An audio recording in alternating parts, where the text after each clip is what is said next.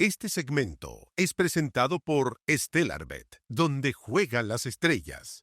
Ya, hablando de esa trayectoria del presidente Darío, te quiero preguntar qué te pareció el desempeño de ayer en la primera cadena nacional del presidente José Antonio Kast, porque me gusta cómo lo presentaste. Una vez se le olvida que efectivamente fue 16 años ahí, estuvo en el Congreso, que esta es la tercera vez, o sea, ya la tercera es la vencida, ganó, o sea, tiene una carrera política impactante, digamos, larga, de que ha hecho una carrera, la ha hecho. ¿Te parece que está a la altura la cadena nacional de ayer, que fue grabada? ¿Sabías que fue grabada? Supe antes de verla. ¿Qué te pareció? No me parece terrible. Lo que me parece terrible es que siendo grabada el resultado ha sido tan pobre. Yo no la vi en directo porque estaba en el teatro ayer. Sí, te vi en el teatro y te iba a decir, oye, ubícate, pues vamos a ver la cadena nacional. En Matucana 100 fui con Javi, mi hija mayor, a ver La muerte y la doncella. Buenísimo. El gran Ariel Dorfman, por supuesto una reversión. Y entonces la vi después como venía a turno.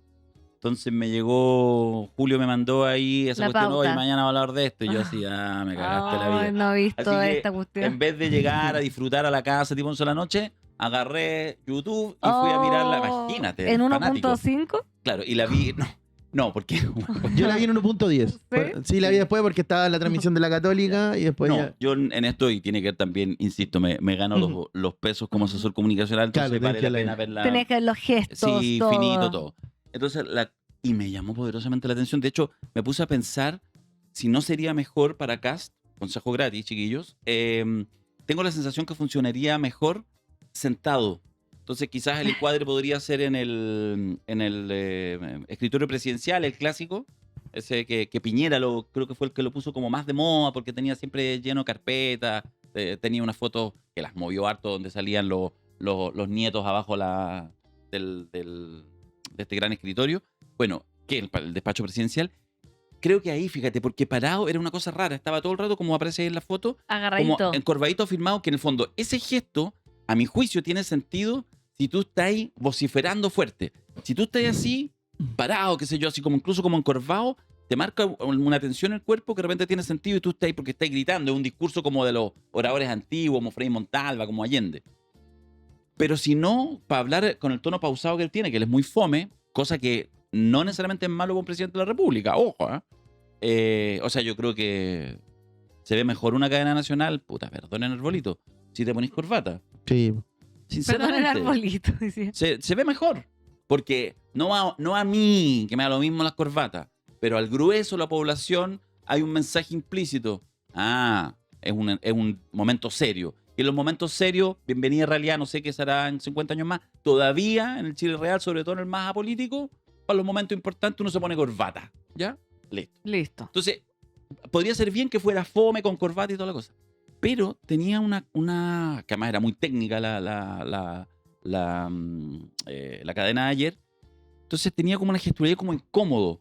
Más allá que también cometiera algunos errores en la lectura, pero mal. Yo, si era grabada, lo que quizás habría hecho con estos falsos tiros, de repente que tú estás ahí grabando y entonces de repente como que la cámara se acerca en el plano y que pueden ser, por lo tanto, dos planos distintos en que hay espacio para No funcionó bien el teleprompter, no funcionó. Eso me pareció que estaba débil y yo creo que lo van a corregir porque de verdad que fue débil la de forma. Y en términos de fondo. Contenido, que es lo relevante. No, sí, estamos analizando todo acá. Rafa Cavada, que lo hablaba ayer y lo decía hoy día también. No compares a Darío con Rafa Cavada. ¿Qué vas a decir? Íbamos tan bien y ya se me había hasta olvidado Rafa Cavada. Y lo trajiste nuevo. ¿Que Rafa Cavada dijo qué? ¿Vieron ese pecho armónico? No, porque no es como de físico-culturista, ¿cachai? Sí. Y es más de como... No, es que yo tengo un botón mamario. No. Te Sáquenme ese Triplex, por favor. Te sugiero... La copa de que me está armando acá. Te sugiero polera negra y alguna figura así bien grande estampado para... Un oversize. Bueno, ¿qué ibas a decir? Nada estrecho, como el de Magallanes. El fondo de Rafa Cavada. No, que los datos lo entregaron en el minuto 6, como que al principio parecía una insertación de colegio, de universidad, decía... Antes, oye, ahora tenemos sacamos más extranjeros de Chile, Y como claro, no dio datos. ¿Y en comparación a qué? No, ahora hemos hecho más zanja. ¿Y en comparación a qué? Recién como en el minuto 6 apareció con unos datos de, si no me equivoco, fue para el tema de las contribuciones. que empezó como a hablar de aquello y el porcentaje y los 65 años y todo lo demás, que no sé si lo tenemos, lo podemos ver en un minuto. El ministro Alvarado con Santa María le pegó un combo, pero en la jeta, perdón que lo diga así. Cuando le dice, ¿usted tiene más de 65 años? O sea, ¿usted es un beneficiario de la eliminación de las contribuciones? Y el maestro quedó, pero... Después lo salva Astorga. Me sorprendió Astorga, salvando a un ministro de este gobierno. Oye, sí, sorpresivo. ¿Cómo? Juan Manuel Astorga, me sorprende, pero bueno, Darío, antes que te compararan con Rafael Cavada, ibas a analizar el fondo de la conferencia de prensa. Mira, a ver, lo que plantea este proyecto, esta ley gigante que intentan meter, donde básicamente lo fundamental para este gobierno es la rebaja en el impuesto corporativo del 27 al 23, que es el gran batalla. O sea, es la razón de ser por la cual los grandes empresarios de este país, que manejan la minería privada, que manejan el retail, que manejan los medios de comunicación masivos, que manejan la banca, ahí son los mismos. Bueno, esos, y que por lo tanto algunos de manera más entusiasta, otros menos, pero con mucha claridad empujaron la candidatura para que Kast fuera presidente. Bueno, llegó la hora de cobrar, como si para algo llegamos al poder. Por lo tanto, eso es su modelo. Y es un modelo que, por supuesto, tiene cierta racionalidad, que es la lógica del crecimiento. Es decir, va a haber más negocios. La pregunta siempre es, que es la pregunta de la izquierda, bueno, esos más negocios nos permiten que la mayoría de los ciudadanos vivamos mejor. No. Entonces, lo que está instalado es claramente el nudo del corazón. Tiene sentido hacerla inicialmente y de alguna manera, nuevamente un comentario, el momento facho de Quiroga, yo quiero decir que me parece que un gobierno que gana la elección tiene derecho a implementar aquellas cosas por las cuales, digamos, lo que prometió, etcétera, su ideario, claro, que se implemente. Por lo tanto, no me parece ni escandaloso ni nada. La reforma tributaria. La propuesta, exactamente. Ya. Lo que sí me parece no escandalosa, es una gestión, y ahí viene el juego de la política, y tendrá que hacer la oposición lo muy inteligente, muy hábil, primero para demostrar que efectivamente no es un proyecto de reconstrucción nacional, que es evidentemente una charada, es una mentirosilla más de la forma en que hace política la ultraderecha, no la vamos a cubrir ahora, porque efectivamente es una reforma tributaria encubierta. Entonces lo que tienen que hacer es develarla. Y por lo tanto, por supuesto, y tiene hartos elementos para irla separando, para que efectivamente tratar de evitar que el gobierno, porque si el gobierno logra alinear a su gente y un maletín, no así con plata, pero con promesa, a los 3, 4 votos que de repente necesita, y la hace, en una de esas la despacha y listo, y lo tiene todo. Yo espero que no tenga capacidad de eso. Las primeras declaraciones que vi hoy en la mañana, de hecho, del PDG, vi por ejemplo a Juanma Valenzuela del PDG. Ya. Cierto. Sí, estuvo acá. Ya. Lo vi en otro reel, me pareció súper interesante. Ojalá que eso efectivamente dure y que haya una discusión ahí de fondo. Entonces, las primeras luces me indican que en realidad puede haber juego. Y, por lo tanto, ahí lo que yo creo que corresponde, cierro con esto, es desde el punto de vista de la oposición, ser capaz de construir un relato poderoso, alternativo a la lógica que está planteando este gobierno. Porque, de alguna manera, retrotraer la discusión, yo lo veo así, 40, 45 años atrás. O sea, esto es, no utiliza el concepto, pero esta es la idea del chorreo. Sí. La idea de, ¿cachai? Entonces, bueno, yo espero que efectivamente tenga capacidad la oposición, el mundo político, los medios, pero ellos tienen la principal tarea de la oposición, de ir develando qué significa cada cosa para que ojalá mucha gente, ciudadanos, se sumen al debate. Y yo creo que si mucha gente se suma al debate, más temprano que tarde, esta reforma va a ser complicada, porque evidentemente, más allá de la promesa siempre media infantil de que el crecimiento por sí solo genera mayor riqueza, se antepongan ciudadanos, ojalá, no necesariamente los más politizados, que digan, ay, que parece que esto no suena tan interesante. No ha dado resultado. Pero ojalá que sea esa discusión. Pero bueno, eso está por verse. Oye, esta reforma tributaria que la han disfrazado con distintos nombres, ley Tutti Frutti, ley miscelánea, Charquicán, ley Omnibus, lo que nos llamó la atención ayer que la rebaja va a ser gradual. Antes, o sea, estamos diciendo el 27 al 23, pero esta rebaja estaría siendo por año. Por ejemplo, para la operación de renta pasará al 25.5, en 2029 al 24 y en el 2030 llegará al 23. Esto, Darío, cambia un poco, podría cambiar la posición de la oposición respecto a esta reforma tributaria, que sea gradual, porque antes uno dice, ay, mira, la van a cambiar del 27 al 23 de una, pero resulta que ahora le están poniendo cositas que también nos había adelantado, creo que Gonzalo Winter, que él creía que podía pasar esto, que van a ir como disfrazando, maquillando algunas de estas medidas o de estas reformas para que pueda ser más pasable, para que se apruebe de una. Recordemos que es un solo proyecto que se va a tener que aprobar o rechazar. Sí, o sea, yo creo que no maquilla, me parece que, porque en el fondo muchas reformas tú las puedes legítimamente plantear con gradualidad, incluso porque te hacen sentido, y en ese sentido yo creo que hay que mirarlo, pero efectivamente cuando uno mira cualquier ley, más allá de la gradualidad, que es un tema como secundario, lo fundamental es cuando ya funciona el régimen, que es un poco lo que pasa con las 40 horas. Tú tenés que, es un proyecto que tenía que defenderse, no porque el primer año bajara de 45 a 44, tiene que defenderse porque al final llega a 40. Entonces esta tiene que defenderse y tiene que hacer sentido. Entonces ahí, por supuesto, es una discusión política, de alguna manera incluso ideológica, respecto a si eso es el modelo que necesita Chile, si efectivamente es algo que puede traer bienestar a la población. Yo creo que hay un cierto consenso, no total, en que sí es necesario generar algunos estímulos para una mayor reactivación económica. La pregunta siempre es, ¿cuál es el modelo para que esa reactivación económica no sea a costa de los sectores populares? Pero que sea con sinceridad también, pues. No me disfracé una reforma. Bueno, claro, por supuesto. Bueno, Sí, pero es que es po. política, pues. Y en No. política trato de ocultarlo un poco. Pero eso es el rol de la oposición. Ya, pero no hay como un cierto lineamiento, un código que sea, ¿no? O ya se perdieron todos los códigos. Es la ultraderecha, amigo Topo. Sí. No, la ultraderecha en esto no tiene códigos. Lo que uno espera es que se... No tiene códigos. O sea, sinceramente, Todo Sí.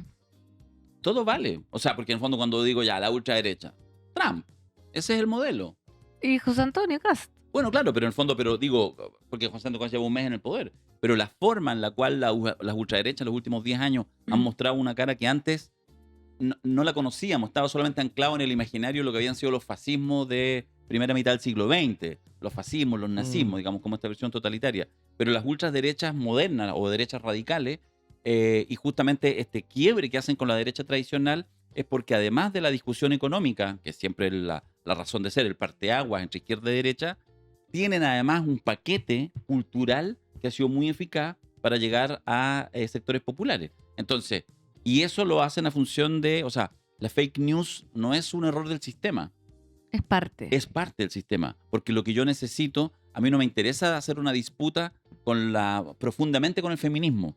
Lo que me interesa es demostrar que, oye, hombres y mujeres somos iguales, entonces, ¿por qué tú andáis como pesada y enojada conmigo? Eso es, po. Entonces, no hay una discusión. Por eso es muy complejo disputar políticamente con la ultraderecha, porque una de sus características es que no le interesa Claro. contrastar argumentos. Me pasa a mí cuando estamos con analistas y empiezo, pero ¿cómo es posible? Es que no es posible porque no le interesa. Es como, pero a alguien no le dice, sí le dicen, pero no le interesa. Exactamente. Entonces uno tiene que meterse en la cabeza que efectivamente uno puede decir, oye, pero ¿cómo nadie le dijo? ¿Cómo no le importa?